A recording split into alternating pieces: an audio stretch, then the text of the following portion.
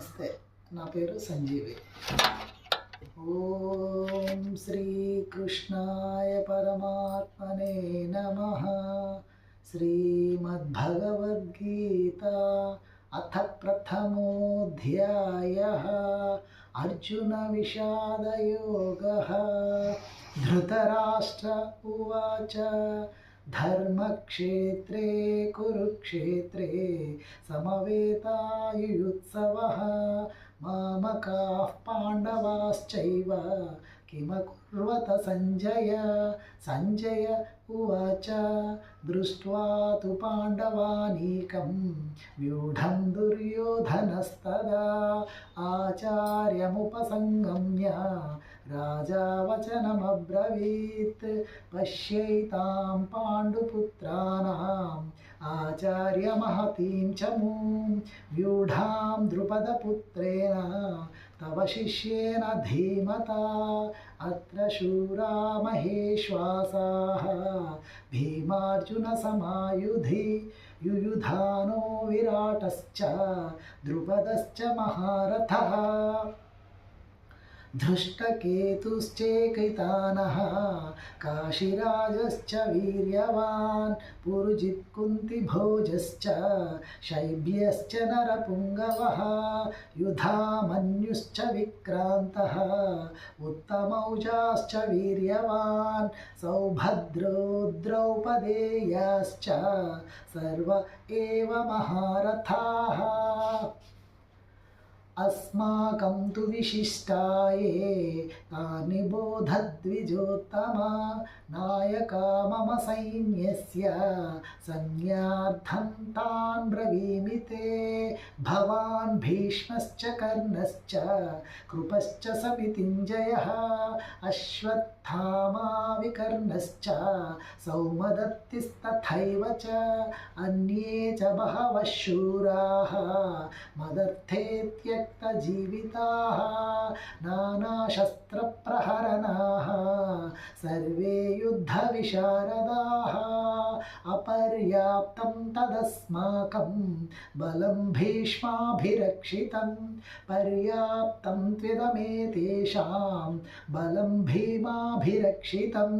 अयनेषु च सर्वेषु यथा भागमवस्थिताः भीष्ममेवाभिरक्षन्तु भवन्तः सर्व एव हि. तस्य सञ्जनयन् हर्षं कुरु वृद्धः पितामहः सिंहनादं विनद्योच्चैः शङ्खं दद्मौ प्रतापवान्. ततः शङ्खाश्च भैर्यश्च पनवानकगोमुखाः सहसैवाभ्यहन्यन्त सशब्दस्तमुलोऽभवत्. ततः श्वेतैर्हयैर्युक्ते महति स्यन्दने स्थितौ माधवः पाण्डवश्चैव दिव्यौ शङ्खौ प्रदध्मतुः. पाञ्चजन्यं हृषीकेशः देवदत्तं धनञ्जयः पौण्ड्रं दद्मौ महाशङ्खं भीमकर्मावृकोदरः. अनन्तविजयं राजा कुन्तीपुत्रो युधिष्ठिरः नकुलः सहदेवश्च सुघोषमणिपुष्पकौ. काश्यश्च परमेश्वासः शिखण्डी च महारथः धृष्टद्युम्नो विराटश्च सात्यकिश्चापराजितः द्रुपदो द्रौपदेयाश्च सर्वशः पृथिवीपते. सौभद्रश्च महाबाहुः शङ्खान् दद्मुः पृथक् पृथक्. सघोषो धार्तराष्ट्राणां हृदयानि व्यधारयत्. नभश्च पृथिवीं चैव तुमुलो व्यनुनादयन्. अथ व्यवस्थितान् दृष्ट्वा धार्तराष्ट्रान् कपिध्वजः प्रवृत्ते शस्त्रसम्पाते धनुरुद्यम्य पाण्डवः. ऋषिकेशं तदा वाक्यम् इदमाह महीपते. अर्जुन उवाच सेनयोरुभयोर्मध्ये रथं स्थापयमेच्युत यावदेतान् निरीक्षेऽहं योद्धुकामानवस्थितान्. उपस्थितान् कैर्मया सह योद्धव्यम् अस्मिन् रणसमुद्यमे योत्स्यमानानवेक्षेऽहं य एतेऽत्र समागताः धार्तराष्ट्रस्य दुर्बुद्धेः युद्धे प्रियचिकीर्षवः। संजय उवाच एवमुक्तो ऋषिकेशः गुडाकेशेन भारत सेनयोरुभयोर्मध्ये स्थापयित्वा रथोत्तमं भीष्मद्रोणप्रमुखतः सर्वेषां च महीक्षिताम् उवाच पार्थ पश्यैतान् समवेतान् कुरूनिति तत्रा पश्यत् स्थितान् पार्थः पितॄनथ पितामहान् आचार्यान् मातुलान् भ्रातॄन् पुत्रान् पौत्रान् सखींस्तथा श्वशुरान् सुहृदश्चैव सेनयोरुभयोरपि तान् समीक्ष्य स कौन्तेयः सर्वान् बन्धूनवस्थितान् कृपया परयाविष्टः विषीदन्निदमब्रवीत्। अर्जुन उवाच दृष्ट्वेमं स्वजनं कृष्णा युयुत्सुं समुपस्थितं सीदन्ति मम गात्राणि मुखं च परिशुष्यति वेपथुश्च शरीरे मे रोमहर्षश्च जायते गाण्डीवं स्रंसते हस्तात् त्वच्चैव परिदह्यते न च शक्नोम्यवस्थातुं भ्रमतीव च मे मनः निमित्तानि च पश्यामि विपरीतानि केशव न च श्रेयोनुपश्यामि हत्वा स्वजनमाहवे न काङ्क्षे विजयं कृष्ण न च राज्यं सुखानि च किन्नो राज्येन गोविन्द किं भोगैर्जीवितेन वा येषामर्थे काङ्क्षितन्नः राज्यं भोगाः सुखानि च त इमेव स्थिता युद्धे प्राणां त्यक्त्वा धनानि च आचार्याः पितरः पुत्राः तथैव च पितामहाः मातुलाः श्वशुराः पौत्राः श्यालाः सम्बन्धिनस्तथा एतान् हन्तुमिच्छामि घ्नतोऽपि मधुसूदन अपि त्रैलोक्यराज्यस्य हेतोः किन्नु मही कृते निहत्य धार्तराष्ट्रान्नः का प्रीतिः स्याज्जनार्दन पापमेवाश्रयेदस्मान् हत्वैतानाततायिनः तस्मान्नार्हा नयं हन्तुं धार्तराष्ट्रान् स्वबान्धवान् स्वजनं हि कथं हत्वा सुखिनः स्याम माधव यद्यप्येतेन पश्यन्ति लोभोपहत चेतसः कुलक्षयकृतं दोषं मित्रद्रोहे च पातकं कथं न ज्ञेयमस्माभिः पापादस्मान् निवर्तितुं कुलक्षयकृतं दोषं प्रवश्यद्भिर्जनार्दन कुलक्षये प्रणश्यन्ति कुलधर्माः सनातनाः धर्मे नष्टे कुलं कृत्स्नम् अधर्मोऽभिभवत्युत अधर्माभिभवात् कृष्ण प्रदुष्यन्ति कुलस्त्रियः स्त्रीषु दुष्टासु वार्ष्णेया जायते वर्णसङ्करः सङ्करो नरकायैव कुलघ्नानां कुलस्य च पतन्ति पितरो ह्येषां लुप्तपिण्डोदकक्रियाः दोषैरेतैः कुलघ्नानां वर्णसङ्करकारकैः उत्साद्यन्ते जातिधर्माः कुलधर्माश्च शाश्वताः उत्सन्नकुलधर्माणां मनुष्याणां जनार्दन नरके नियतं वासः भवतीत्यनुशुश्रुम अहो बत महत्पापं कर्तुं व्यवसिता वयं यद्राज्यसुखलोभेन हन्तुं स्वजनमुद्यताः यदि मामप्रतीकारम् अशस्त्रं शस्त्रपाणयः धार्तराष्ट्रारणे हन्युः तन्मे क्षेमतरं भवेत्। सञ्जय उवाच एवमुक्त्वार्जुनः सङ्ख्ये रथोपस्थ उपाविशत् विसृज्य सशरं चापं शोकसंविघ्नमानसः।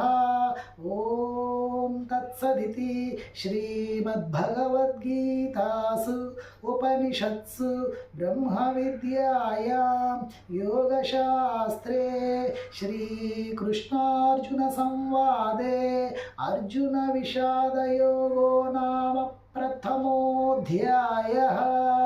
सर्वधर्मान् परित्यज्य मामेकं शरणं व्रज अहं त्वा सर्वपापेभ्यः मोक्षयिष्यामि मा शुचः।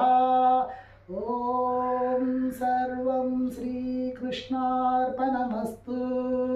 हरिः ॐ श्रीगुरुभ्ये नमः। हरिः ॐ రాధేశ్యామ్. నమస్కారం అండి, నా పేరు సుశీల. ఓం శ్రీ పరమాత్మనే నమః. అథ ద్వితీయోऽధ్యాయः సాంఖ్యయోగः.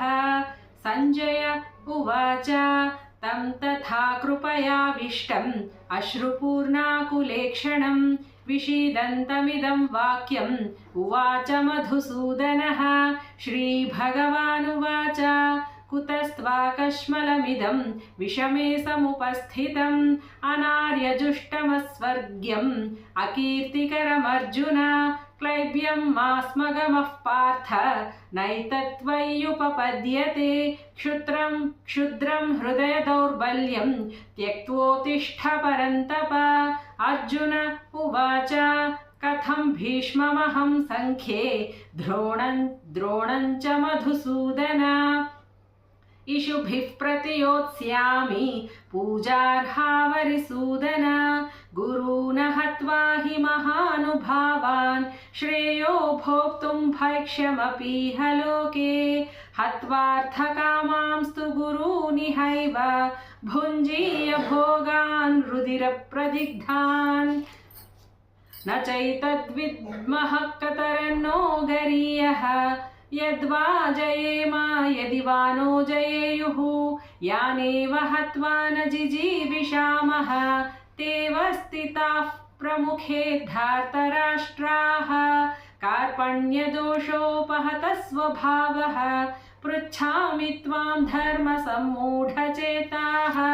యచ్ఛ్రేయస్యాన్నిశ్చితం బ్రూహి తన్మే శిష్యస్తేహం సాధి మాం త్వాం ప్రపన్నం. నహి ప్రపశ్యామి మమాపనుద్యాత్ యచ్చోకముచ్ఛోషణమింద్రియాణాం అవాప్య భూమావసపత్నమృద్ధం రాజ్యం సురాణామపి చాధిపత్యం. సంజయ ఉవాచ ఏవముక్త్వా హృషీకేశం గుడాకేశః పరంతప నయోత్స్య ఇతి గోవిందం ఉక్త్వా తూష్ణీం బభూవః. తమువాచ హృషీకేశః ప్రహసన్నివ భారత. సేనయోరుభయోర్मध्ये విషీదంతమిదం వచః. శ్రీభగవానువాచ అశోచ్యానన్వశోచస్త్వం ప్రజ్ఞావాదాంశ్చ భాషసే. గతాసూనగతాసూంశ్చ నానుశోచంతి పండితాః. నత్వేవాహం జాతునాసం నత్వం నేమే జనాధిపాః. న చైవ న భవిష్యామః సర్వే వయమతః పరం. देहिनोऽस्मिन् यथा देहे कौमारं यौवनं जरा तथा देहान्तरप्राप्तिः धीरस्तत्र न मुह्यति मात्रा स्पर्शास्तु कौन्तेय शीतोष्णसुखदुःखदाः आगमापायिनो नित्याः तां स्थितिक्षस्व भारत यं हि न व्यथयन्त्येते पुरुषं पुरुषर्षभ समदुःखसुखं धीरं सोमृतत्वाय कल्पते नासतो विद्यते भावः नाभावो विद्यते सतः उभयोरपि दृष्टोऽन्तः त्वनयोस्तत्त्वदर्शिभिः अविनाशि तु तद्विद्धि येन सर्वमिदं ततं विनाशमव्ययस्यास्य न कश्चित् कर्तुमर्हति अन्तवन्त इमे देहाः नित्यस्योक्ताः शरीरिणः अनाशिनो प्रमेयस्य तस्माद्युध्यस्व भारत य एनं वेत्ति हन्तारं यश्चैनं मन्यते हतम् उभौ तौ न विजानीतः नायं हन्ति न हन्यते न जायते म्रियते वा कदाचित् नायं भूत्वा भविता वा न भूयः अजो नित्यः शाश्वतोऽयं पुराणः न हन्यते हन्यमाने शरीरे वेदा विनाशिनं नित्यं यायेनमजमव्ययं कथं स पुरुषः पार्थ कं घातयति हन्तिकं वासांसि जीर्णानि यथा विहाय नवानि गृह्णाति नरोपराणि तथा शरीराणि विहाय जीर्णानि अन्यानि संयान्ति नवानि देहि नैनं छिन्दन्ति शस्त्राणि नैनं दहति पावकः न चैनं क्लेदयन्त्यापः न शोषयति मारुतः अच्छेद्योऽयमदाह्योऽयम् अक्लेद्यो शोष्य एव च नित्यः सर्वगतस्थाणुः अचलोऽयं सनातनः अव्यक्तोऽयमचिन्त्योऽयम् अविकार्योऽयमुच्यते तस्मादेवं विदित्वैनं नानुशोचितुमर्हसि अथ चैनं नित्यजातं नित्यं वा मन्यसे मृतं तथापि त्वं महाबाहो नैव शोचितुमर्हसि जातस्य हि ध्रुवो मृत्युः ध्रुवं जन्म मृतस्य च तस्मादपरिहार्येऽर्थे न त्वं शोचितुमर्हसि अव्यक्तादीनि भूतानि व्यक्तमध्यानि भारत अव्यक्तनिधनान्येव तत्र का परिदेवना आश्चर्यवत् पश्यति कश्चिदेनम् आश्चर्यवद्वदति तथैव चान्यः आश्चर्यवच्चैनमन्यः शृणोति श्रुत्वाप्येनं वेद न चैव कश्चित् देहे नित्यमवध्योऽयं देहे सर्वस्य भारत तस्मात् सर्वाणि भूतानि न त्वं शोचितुमर्हसि स्वधर्ममपि चावेक्ष्य न विकम्पितुमर्हसि धर्म्यादियुद्धात् श्रेयोऽन्यत् क्षत्रियस्य न विद्यते यदृच्छया चोपपन्नं स्वर्गद्वारामुपावृतं सुखिनः क्षत्रियाः पार्थ लभन्ते युद्धमीदृशम् अथ चेत्त्वमिमं धर्म्यं सङ्ग्रामं न करिष्यसि ततः स्वधर्मं कीर्तिं च हित्वा पापमवाप्स्यसि अकीर्तिं चापि भूतानि कथयिष्यन्ति ते व्ययां सम्भावितस्य चाकीर्तिः मरणादतिरिच्यते भयाद्रणादुपरतं मंस्यन्ते त्वां महारथाः येषां च त्वं बहुमतः भूत्वा यास्यसि लाघवम् अवाच्यवादांश बहून् वदिष्यन्ति तवाहिताः निन्दन्तस्तव सामर्थ्यं ततो दुःखतरं नु किं हतो वा प्राप्स्यसि स्वर्गं जित्वा वा भोक्ष्यसे महीं तस्मादुत्तिष्ठ कौन्तेय युद्धाय कृतनिश्चयः सुखदुःखे समे कृत्वा लाभालाभौ जयाजयौ ततो युद्धाय युज्यस्व नैवं पापमवाप्स्यसि एषा ते भीहिता साङ्ख्ये बुद्धिर्योगे त्विमां शृणु बुद्ध्या युक्तो मया पार्थ कर्मबन्धं प्रहास्यसि नेहाभिक्रमनाशोऽस्ति प्रत्यवायो न विद्यते स्वल्पमप्यस्य धर्मस्य त्रायते महतो भयात् व्यवसायात्मिका बुद्धिः एकेह कुरु नन्दन बहुशाखा ह्यनन्ताश्च बुद्धयो व्यवसायिनाम् यामिमां पुष्पितां वाचं प्रवदन्त्यविपश्चितः वेदवादरताः पार्थ नान्यदस्तीति वादिनः कामात्मना स्वर्गपराः जन्मकर्मफलप्रदां क्रियाविशेषबहुलां भोगैश्वर्यगतिं प्रति भोगैश्वर्यप्रसक्तानां तयापहृतचेतसां व्यवसायात्मिका बुद्धिः समाधौ न विधीयते त्रैगुण्यविषया वेदाः निस्त्रैगुण्यो भवार्जुन निर्द्वन्द्वो नित्यसत्त्वस्थः निर्योगक्षेम आत्मवान् यावनर्थ उदपाने सर्वतः सम्प्लुतोदके तावान् सर्वेषु वेदेषु ब्राह्मणस्य विजानतः कर्मण्येवाधिकारस्ते मा फलेषु कदाचन मा कर्मफलहेतुर्भूः मा ते सङ्गोऽस्त्वकर्मणि योगस्थः कुरु कर्माणि सङ्गं त्यक्त्वा धनञ्जय सिद्ध्यसिद्ध्योः समो भूत्वा समत्वं योग उच्यते दूरेण ह्यवरं कर्म बुद्धियोगात् धनञ्जय बुद्धौ शरणमन्विच्छ कृपणाः फलहेतवः बुद्धियुक्तो जहातीह उभे सुकृतदुष्कृते तस्माद् योगाय युज्यस्व योगः कर्मसु कौशलम् कर्मजं बुद्धियुक्ता हि फलं त्यक्त्वा मनीषिणः जन्मबन्धविनिर्मुक्ताः पदं गच्छन्त्यनामयम्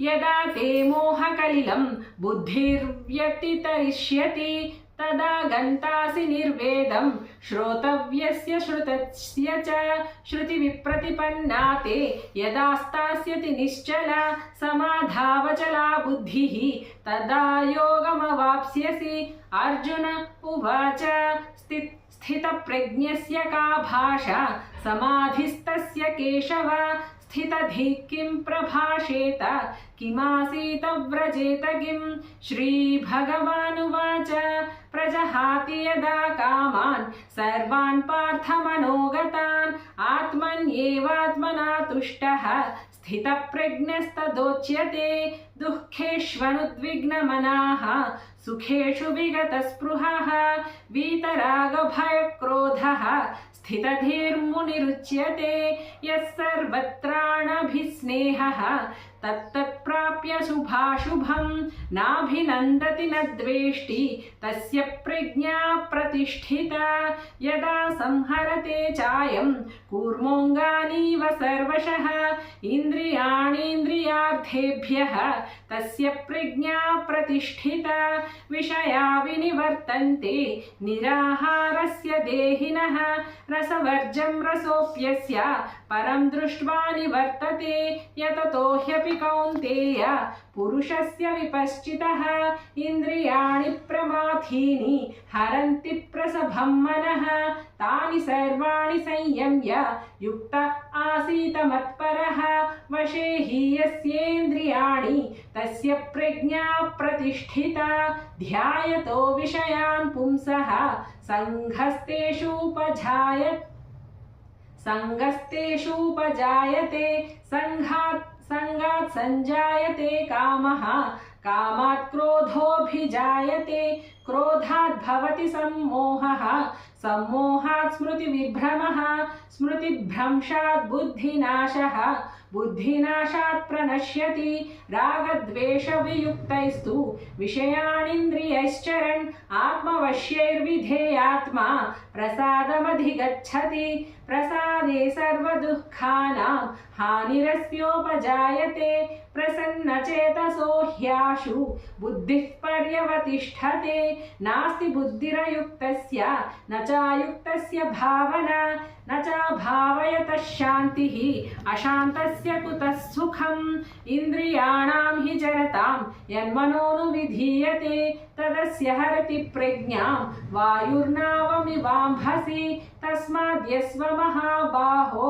निगृहीतानि सर्वशः इन्द्रियाणीन्द्रियार्थेभ्यः तस्य प्रज्ञा प्रतिष्ठिता या निशा सर्वभूतानां तस्यां जागर्ति संयमी यस्यां जाग्रति भूतानि सा निशा पश्यतो मुनेः आपूर्यमाणमचलप्रतिष्ठं समुद्रमापः प्रविशन्ति यद्वत् तद्वत् कामायं प्रविशन्ति सर्वे शशान्तिमाप्नोति न कामकामी विहाय कामान् यः सर्वान् पुमांश्चरति निःस्पृहः निर्ममो निरहङ्कारः शशान्तिमधिगच्छति एषा ब्राह्मीस्थितिः पार्थ नैनां प्राप्य विमुह्यति स्थित्वा स्यामन्तकालेऽपि ब्रह्मनिर्वाणमृच्छति ॐ तत्सदिति श्रीमद्भगवद्गीतासु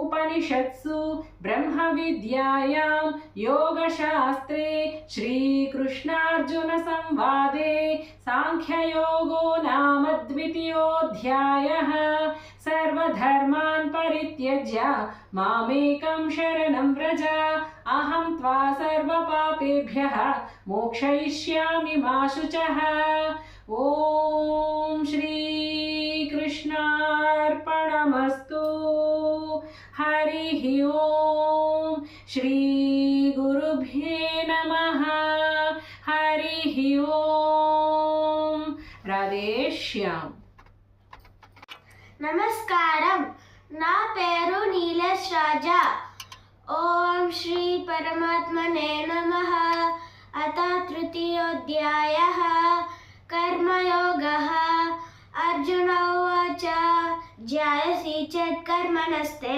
మతా బుద్ధిర్జనార్దన తత్కిం కర్మణి ఘోరే మాం నియోజయసి కేశవ వ్యామిశ్రేణేవ వాక్యేన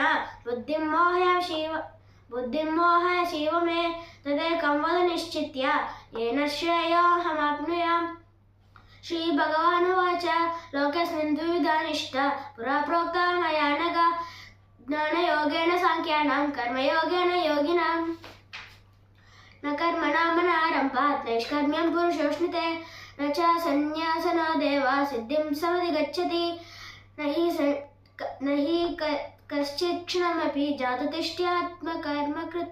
जातुतिष्ठात्यकर्मकृत् कार्यते ह्यवशः कर्म सर्वशः प्रकृतिजैर्गुणैः कर्मेन्द्रियाणि संयम्य यास्ते मनसः स्मरन् इन्द्रियार्थान् विमूढात्मा मिथ्याचारः स उच्यते यस्त्विन्द्रियाणि मनसा नियम्य रमते अर्जुन कर्मेन्द्रियैः कर्मयोगम् असक्तः स विशिष्यते नियतं कुरु कर्म त्वं कर्मज्ञायो ह्यकर्मणः शरीरे यत्रापि च ते न प्रसिद्ध्येद कर्मणः यज्ञात् कर्मणोऽन्यत्र लोकोऽयं कर्मबन्धनः तदर्थं कर्म कौन्तेय मुक्तसङ्गः समाचर सह यज्ञः प्रजा सृष्ट्वा पुरोवाच प्रजापतिः अनेन प्रसविष्यद्वम् एषवोऽस्तिस्तकामधुक् देवान् भावयत अनेन ते देवा भावयन्तु वः परस्परं भावयन्तः श्रेया परमवाप्स्यत इष्टान् भोगान् हि वो देवाः दास्यन्ते यज्ञभाविताः ते दत्ता न प्रदायेभ्यः यो भुङ्क्तेस्तेन एव शः यज्ञशिष्टासिनः सन्तः मुच्यन्ते सर्वकिल्बिषैः भुञ्जते ते त्वगं पापाः ते पच्यन्त्यात्मकारणात् अन्नात् भवन्ति भूतानि पर्जन्यादन्नसम्भवः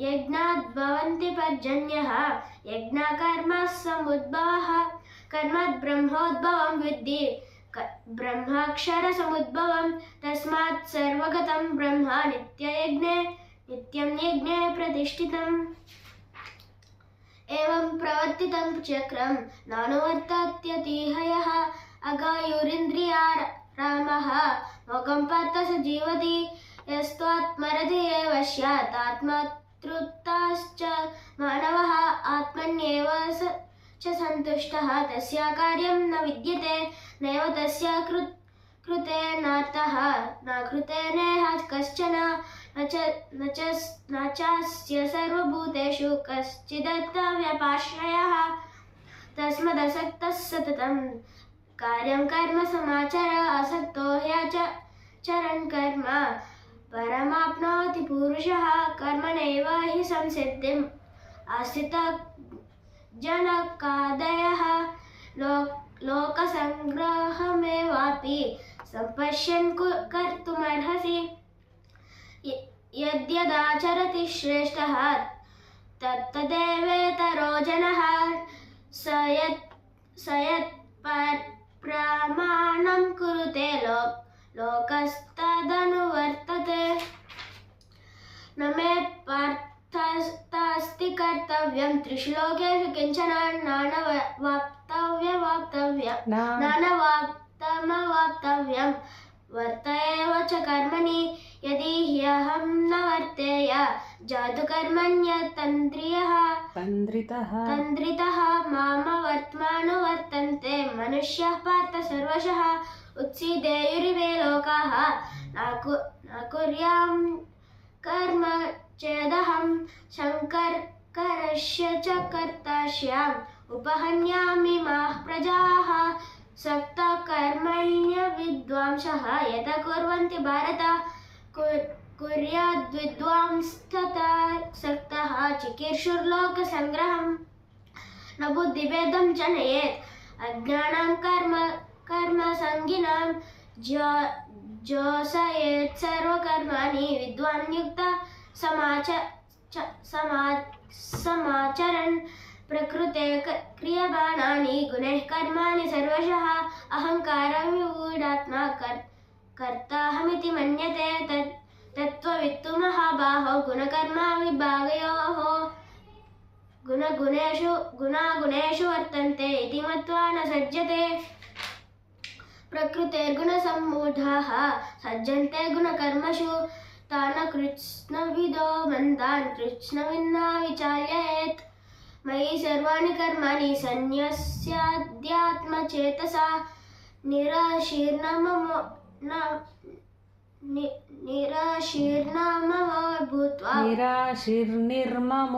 निराशीर्निर्ममो भूत्वा युध्यस्व विगतज्वरः ये मे मतमिदं नित्यम् अनुतिष्ठन्ति मानवः श्रद्धावन्तो न सूयन्तः मुच्यन्ते तेऽपि कर्मभिः एत्वे तदाभ्यसूयन्तः नानुतिष्ठन्ति मे मतं सर्वज्ञानविमूढांस्तान् विद्धि नष्टान् चेतसः सदृशं चेष्टते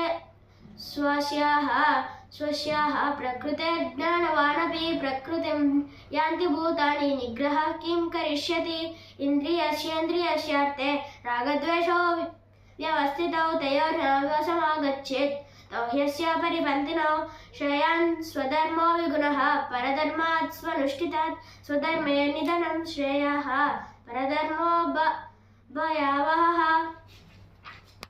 अर्जुनोवाच अतकेन प्रयुक्तो यं पापं चरति पुरुषः अनिचन्नपि वाष्णेय बलादेव नियोजितः श्रीभगवानुवाच काम एष क्रोध एष रजोगुणसमुद्भवः महासनो महापाप्मा विद्येनमिह वैरिणं धूमेन व्रियते वह्निः यथा दर्शो मलेन च यतोल्बेनावृतो गर्भः तथा दमावृतम् आवृतं ज्ञानमेतेन ज्ञानिनो नित्यवैरिणा कामरूपेण कौन्तेय दुष्पुरेण नलेन च इन्द्रियाणि मनोबुद्धिः अशदिष्टानमुच्यते एतैर्विमोह यत्येषः ज्ञानमावृत्य देहिनं तस्मात् त्वमिन्द्रियाण्यादौ नियम्य भरतर्षभ पाप्मानं నియమ్యేన భరత అర్జున కదా पापानं प्रजहिह्येनं ज्ञानविज्ञाननाशनम् इन्द्रियाणि पराण्याहुः